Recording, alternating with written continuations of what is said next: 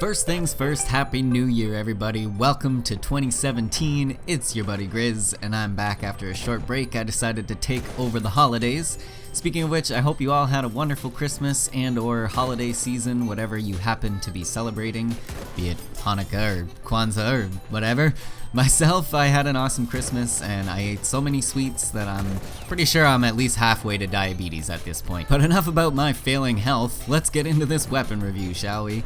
Today, I thought I'd do a review of my personal favorite sniper rifle, the Gewehr. Oh my god, these weapon names are so hard to say, dude. The Gewehr 98. Now, as most Battlefield 1 players who are any good at sniping will tell you, the Lee Enfield, or SMLE Mark III if we're being specific, is hands down the most effective sniper rifle available for the Scout class, for the most part. While I tend to agree with that, there is just something special about the Gewehr 98 to me. It gets me, man. It speaks to me. And now, I'm gonna explain why. So let's check out the damage model of the Gewehr 98 first. The sniper rifles in Battlefield 1 have slightly different damage models from previous Battlefield titles, where they would just sort of, like in the previous ones, they would just do their max damage inside a certain distance.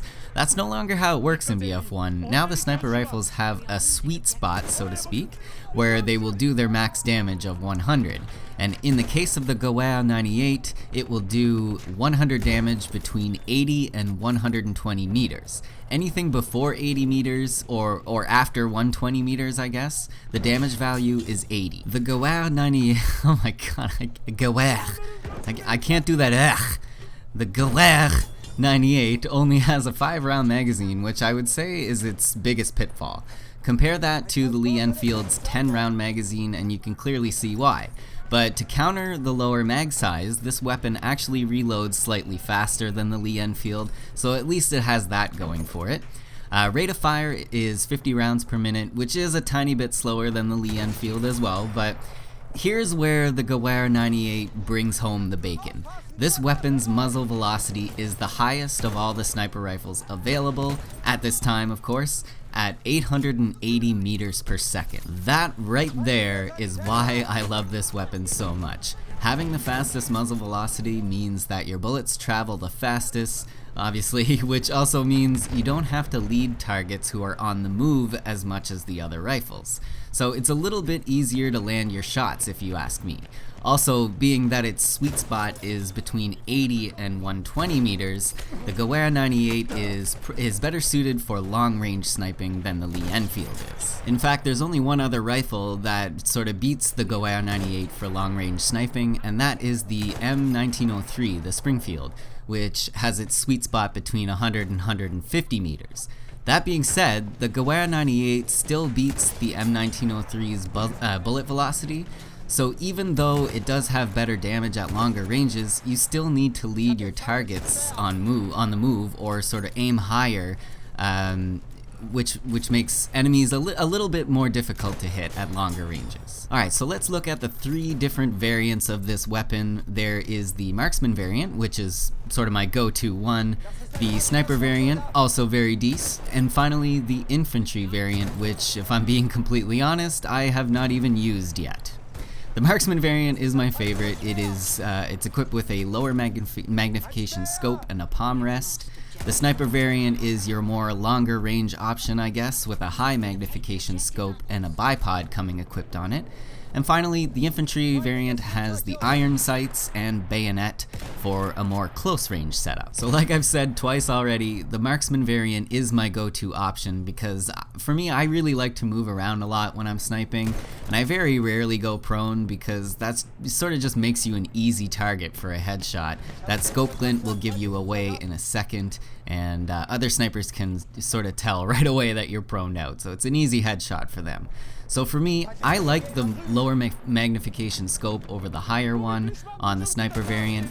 That being said though, the Sniper variant is definitely a viable option due to the fact that the Gewehr 98 is very much geared to be better at longer ranges over most of the other sniper rifles, I guess.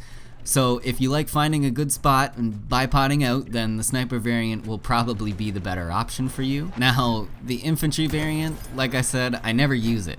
I'm not even going to include any gameplay of it because I feel like it's just not a good option at all. The whole reasoning behind using an infantry setup is so that you can compete a little better in close quarters combat. Well, the Gewehr 98 is just not the right rifle to choose for that kind of playstyle because its damage model favors longer ranges. At close range, you'll need to get a headshot to put someone down in one bullet, and that is really hard to do when you've got an enemy right in your face and you just got your iron sights. This weapon will frustrate you in close quarters, I think, because it is very rare to see it kill in one shot to the body. There are just much better options for you out there if you want to use an infantry variant of a bolt-action rifle. For example, the Lee Enfield. It'll do 100 damage at 40 meters as opposed to the Gewehr 98, which does 100 damage at 80 meters. So that's cutting, half of the distance right there. Obviously, the Lee Enfield is much better at closer ranges.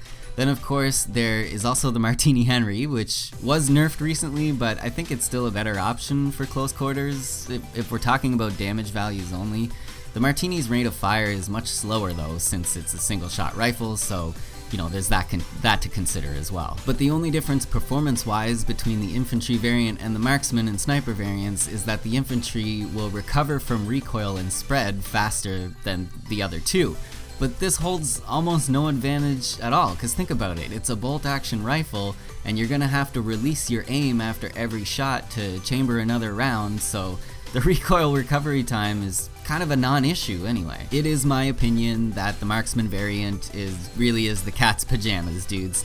I mean, if you're one of those guys who likes to find themselves a good spot and pitch a tent, then yeah, use the sniper variant by all means. But if you're more like me and enjoy actually contributing to your team's success, I would definitely recommend using the marksman variant pretty much exclusively. It is the best choice all around, allowing you to be capable at long range. I mean, yeah, it's a little tougher with the lower magnification scope, but absolutely possible. While still being able to perform in close range situations as well. The low magnification scope also pulls up a little faster than the high magnification scope, and if you can set the zoom level at 4 different distances based on the ranges at which you're most comfortable, I guess. Switching the zoom levels up on different maps is a good idea. For example, you might want the lowest magnification when you're playing on Argonne Forest, and in the same breath you might want the highest magnification on a map like Empire's Edge. But overall, the Gewehr 98 is my favorite bolt-action rifle in the game because it has the highest muzzle velocity, meaning its bullets travel the fastest. Call it the M98 Baller or the SSR-61 intervention of Battlefield 1. Faster bullet speed means less leading for targets on the move, and generally less guesswork, so to speak, when it comes to aiming your shots. Faster bullet velocity also means less bullet drop, so you don't have to aim above your target as much at long range. Of course, you could always zero the scope to a longer distance, but I for one don't really do that often. Most of the time I just keep my scope zeroed at 75 meters, which is the default, and then I just aim above targets a little bit when attempting longer range shots. But that is gonna about do it on the Gewehr 98. Hope you guys enjoyed the review. If you did, I'd sure appreciate it if you could drop a like on the video or share it with your friends even. It would really help me out and I would really appreciate it immensely. Also, if you're new around here, I'd love it if you hit that subscribe button, guy. Thanks for watching, everyone. I will see you all again real soon. My name is Grizz. Later.